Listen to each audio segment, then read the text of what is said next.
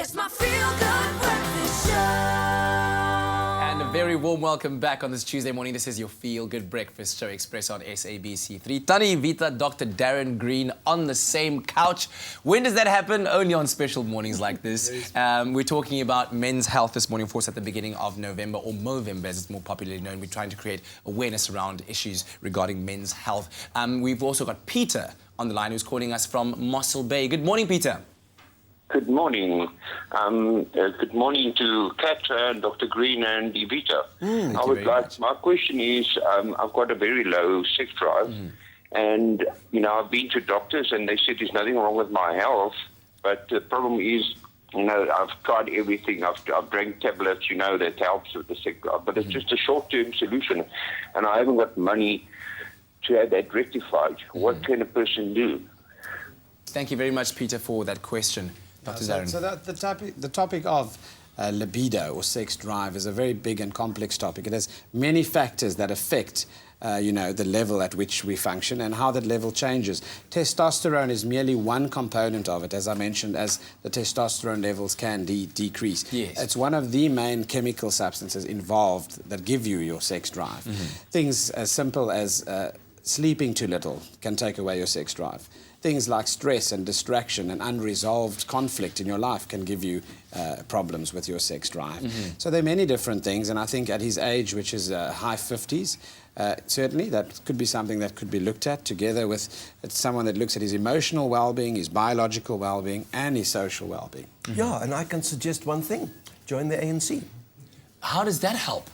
You are busy all the time, having wonderful parties and drinking the best whiskey and meeting very nice people. And with all those wives, you've just got to keep going. Wow, okay. But thank you very much for the suggestion.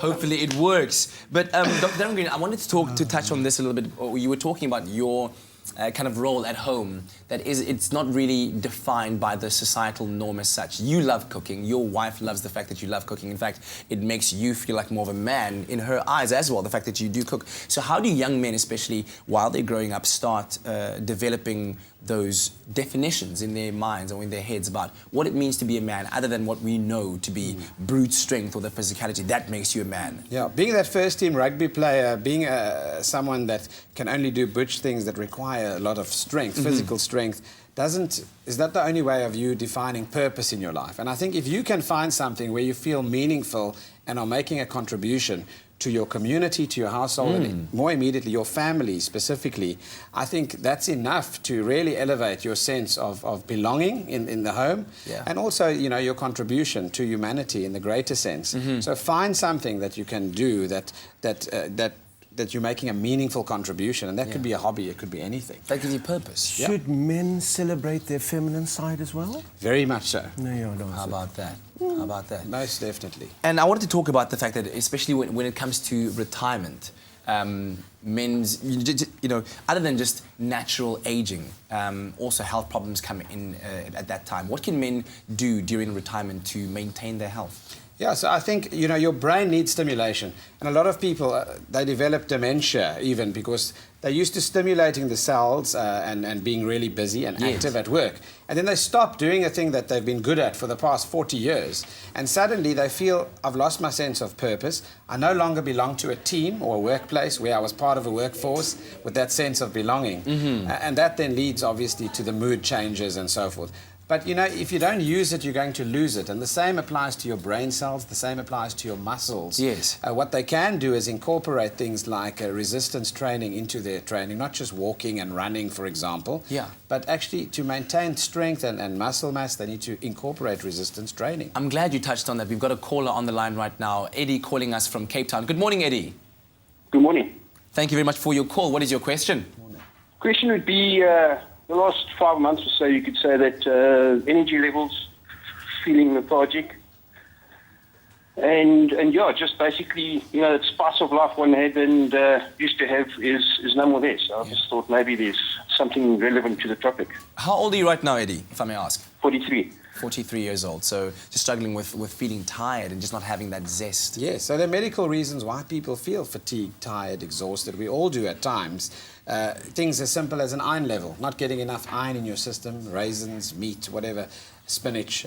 But there are other things, obviously, as well that can lead to fatigue. Like I mentioned earlier on, the testosterone levels that start depleting. Yeah. By the time you hit 45, you're at 50% of what you used to have. Okay, so many different... do you have another suggestion, maybe, Danny? Well, I've always believed it's a very good idea to take one day out of 10, put a little pencil cross through it in your diary. Don't make appointments for that day. Wow. Use Brilliant that day advice. for your family, for your animal, your dog, your cat, your boyfriend, your girlfriend, or yourself. And if you are tired, you unplug your life and you sleep for 5 hours. We don't sleep enough. We don't actually look into the mirror. Stand in front of the mirror naked every morning and laugh. If you Okay. can start your day with a smile, you have won half the battle. I've got a long mirror it. somewhere in my room. I'm going to start doing that, start off my mornings that way. We'll come back to Tani Ivita and Dr. Darren shortly. Our lines remain open on 083 9133 728. Zoe, you heard that golden piece of advice, eh?